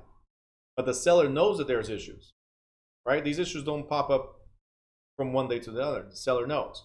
So the seller is responsible for disclosing this stuff.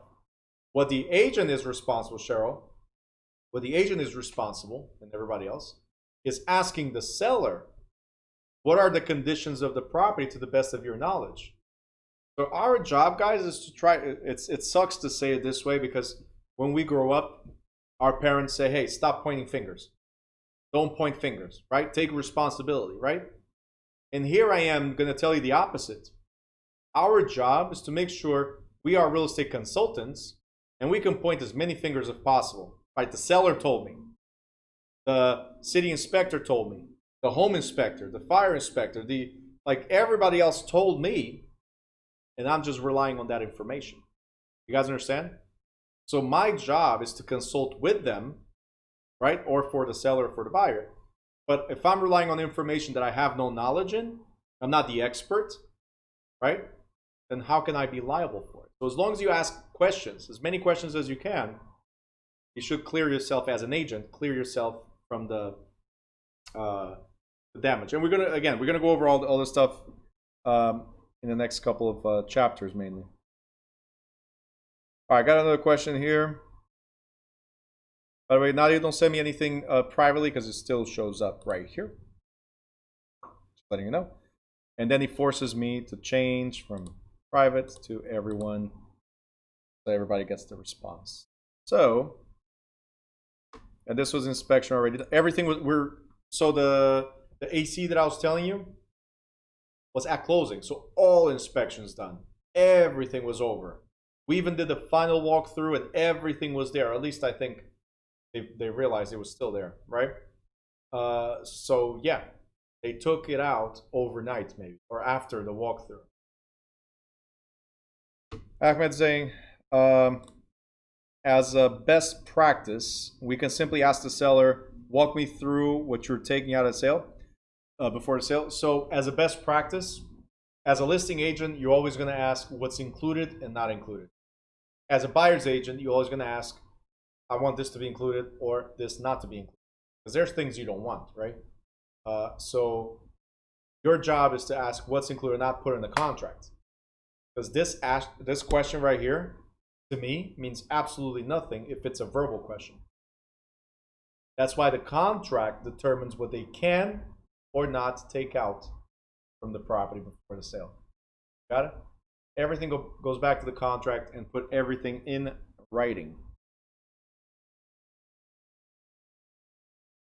The best way is to pay for, so usually it's a general inspection that's done. The home inspection is a general inspection. But again, going back to Cheryl's question, if you're in the winter, how are you going to inspect the pool? Right? There's a few things that the seller is responsible for disclosing. Even during the inspection, there's stuff you don't see because it's behind the walls. You don't see it. So it's almost impossible for you to determine what's there. So the sellers, by the way, let's say state of New Jersey. State of New Jersey, we have a statute of limitations of 6 years. You as a listing agent, you have to tell the seller, Mr. Seller, tell me everything about the house. If something is hidden from us, or as an agent, or hidden from the buyer has up to 6 years to sue all of us in the transaction. That includes you, Mr. or me. Once you put that out there, that if something later on pops up and you're responsible for it, most likely they will tell you, yeah, the house is falling apart. All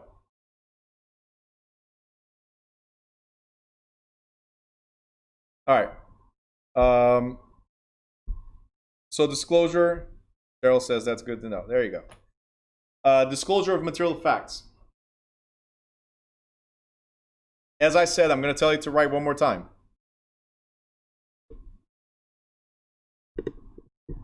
Anything and everything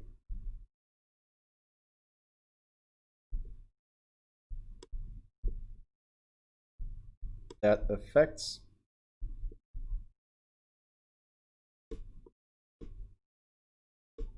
the proposed transaction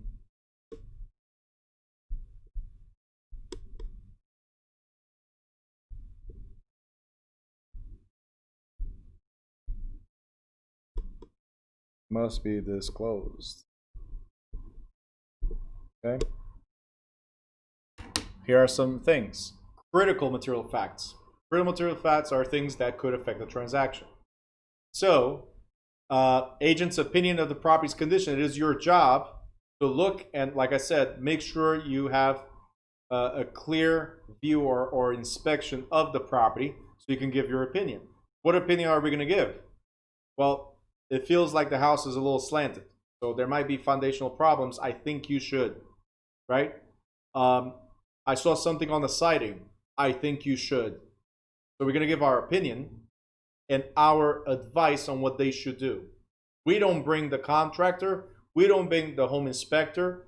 We don't do that. It's none of our responsibility, but we advise. Okay? So that's the first thing. Our opinion on the property. First thing. Second, information about the buyer's motivations and financial qualifications. If they cannot afford to buy, then, hey, bye-bye. Next, discussions between the agent and the buyer regarding possibility of agents representing the buyer in another transaction. So again, disclose potential conflicts of interest here. There's additional money, like the situation with Cheryl earlier. So we need to make sure that everybody understands the roles that we have. Adverse material facts, property condition, title defects, environmental hazards, and property defects must be disclosed. Daniela has a question. Question is a seller, if the seller says he's not doing any repairs, he's selling the house as is, do you still have the 6 years to sue? All right. We have another chapter for that, but the as is, I don't know if you ever heard of the cars, it's the same thing. There's a lemon law, right? You're selling the car as is, but if the car breaks down two days later and it's a total loss, right? It was really like no value to it out 2 days later, the dealer might still be responsible. In this scenario, the as is means that I'm fully aware of all the damages in the property. So the seller told me or disclosed to me, hey, it's falling apart. Still want to buy it? Selling as is. The roof needs to be replaced. Selling as is. Like I'm not repairing. You understand the roof needs to be replaced. And then your offer is going to be according to the as is. Right? I'm not going to sell you $1 million house that's falling apart for $1 million. I'm going to sell it to you for $600 because you need $400,000 in repairs. Make sense? So the as is thing, a lot of people get confused. Hey, as is, you deal with it. Sure, as long as I fully understand all the conditions of the property. So when people waive inspections on an as is, like, you must understand that the house is falling apart and really inspection is not going to do anything for me. You understand? But if there's a potential that you live in the house, you just have to do some repairs, the inspections are still necessary because there might be other underlying issues that the seller does not want to tell you. Right? So the as is really does not apply to everything. So can you sue? Can you sue within 6 years? Yeah. If something was not disclosed. Simple. As is. Hey, there's a huge hole on the wall, and it might give you a little draft in the winter. Yeah, I need to know about that hole in the wall. I need to. Tell me where the hole is. Right? And I'll agree to buy the house as is. Simple. Yeah, so there are several as-is disclosures. Usually in the contract, it will be written as is. Okay? And then there might be add-ons or addendums of as is. Okay? All right. We're going to do one more, and then we're going to take a quick break, which is the agent's duties to who? To the customer. Guys, let me know in the chat real quick, who is the customer? Make sure your cameras are on, otherwise it does not count, letting you know.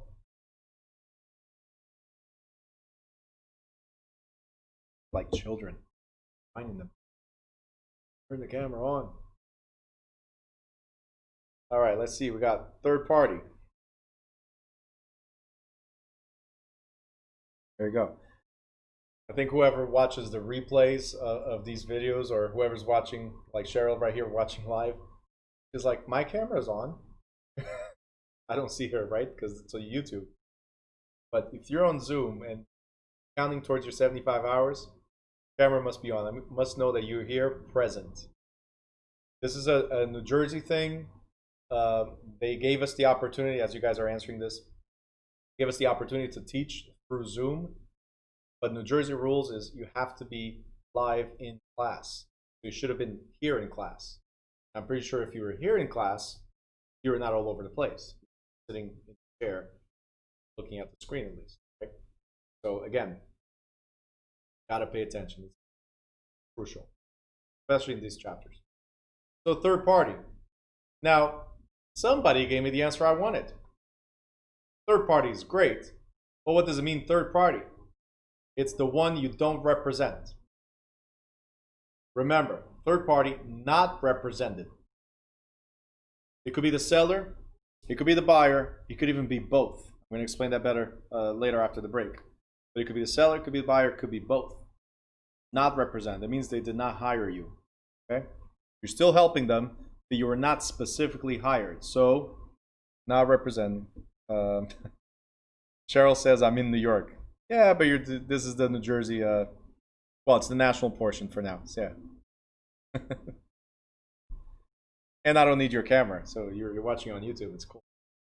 I don't need your camera. But these people over here, Cheryl, you don't understand. These people on Zoom is like children. I'm telling you, every 5 minutes, stop talking. Every 5 minutes, stop the distractions. Every 5 minutes, turn your camera on.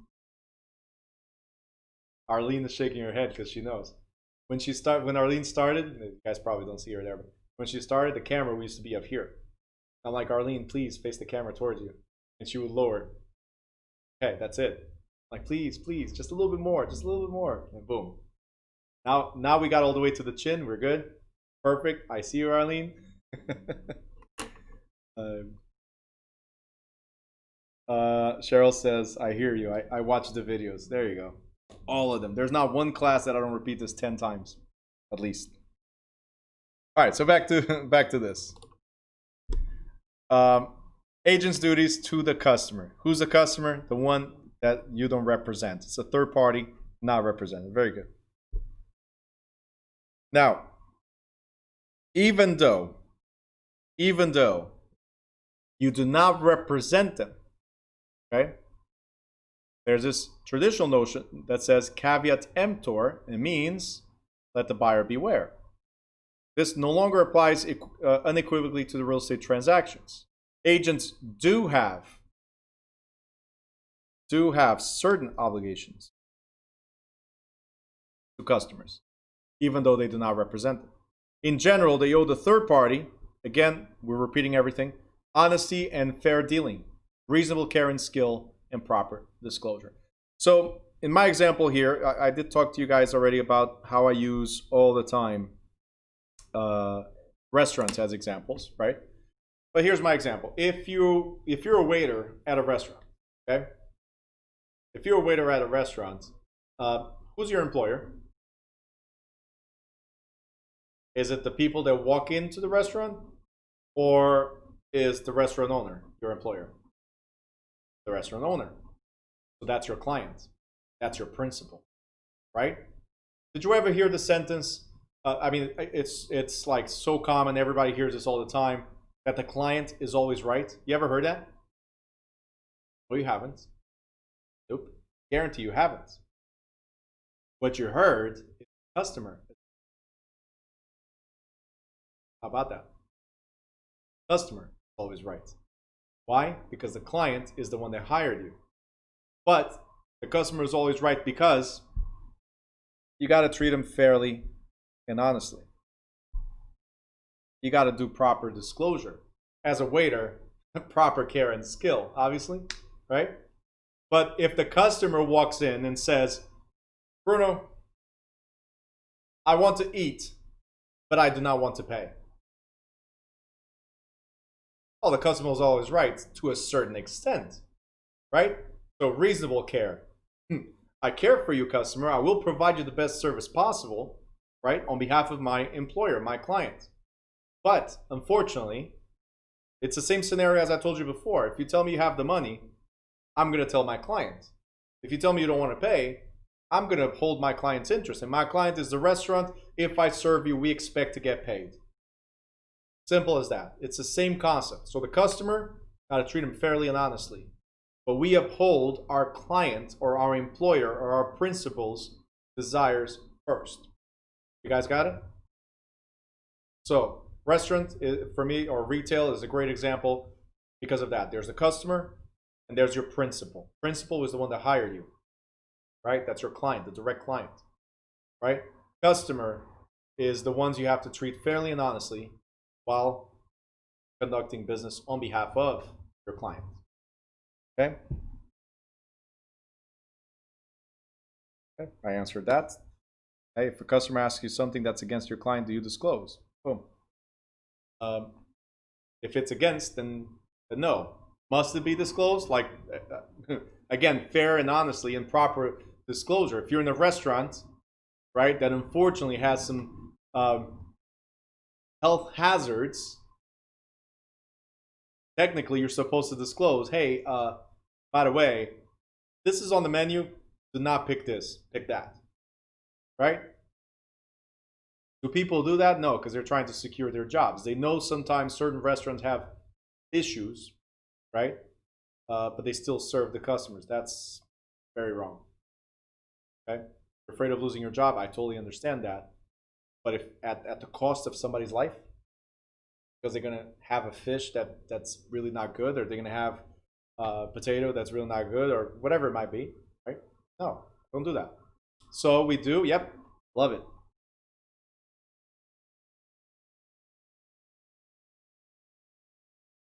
Suggestions. It's a nice way to work around it. Like, I know you want the T-bone steak, but I'm telling you, today, amazing sirloin steak. Just saying, it's a workaround. All right, love seeing people laughing. I used to work in the restaurant business. I was a waiter, so that's what I'm telling you. Like, if there's stuff on the menu that I know, for instance, is not like the freshest thing, or it could, people are complaining a little about it, we will always switch to something else. I know this is what you want, but just to let you know, there's this house specialty, like it's the best ever. You should try it. Amazing, right? Oh, I really want meat, or I really want fish. Great. So you know what? Just today, and it literally limited edition. They don't do this all the time, right? There's this fish that they have. Oh, but I really no. Listen to me. You're gonna love this. I have the perfect wine to pair with that, right? So again, you have to try to serve him away from that issue. Obviously, in real estate, it's a little different. I'm just messing with you guys right now, just to ease the situation. In real estate and in restaurant, obviously, it shouldn't be like that. It's just like restaurant business, in real estate is the same thing. A lot of people don't care. They hide stuff. We have to disclose it, period. Okay?